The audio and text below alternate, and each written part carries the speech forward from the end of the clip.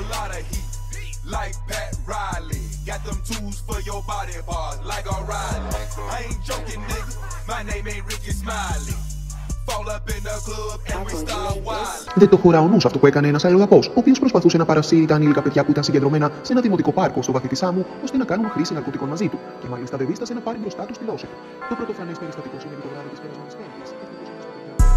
Έχω κάψει το μυαλό μου από την πολυκόκα. Μπαίνω μες στο γκέτο σου κλέβουμε τα όπλα. Αμά δεν ξέρεις ρώτα, έχω χόρτο και από κόκα. Τα σπρώχνουμε μες στην παιδική χαρά. Γουστάρουν τα παιδιά κι οι γονείς πίνουν από αυτά. Δεν κάνουνε παράπονα, ζητάνε κι άλλα, δίνουνε και λεφτά. Μαλάκα γίνα πλούσιος από μικρά παιδιά. Έβαλα φεντανίλ μες στο 2CB και από τότε γαμώ μια μουνάρα μιλφ. Νιώθω σαν τον Τσιφκίφ.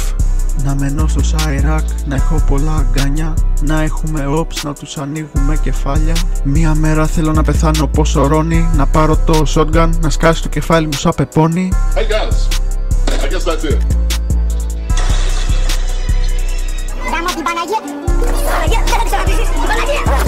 Σοβαρά μιλάς, βρίζουνε την υπεραγία Θεοτόκο ή υπεραγία Θεοτόκος, η μήτηρ του Κυρίου ημών Ιησού Χριστού, του ενσαρκωθέντος Ιού και Λόγου του Θεού. Ο σατανάς τους βάζει να βρίζουνε.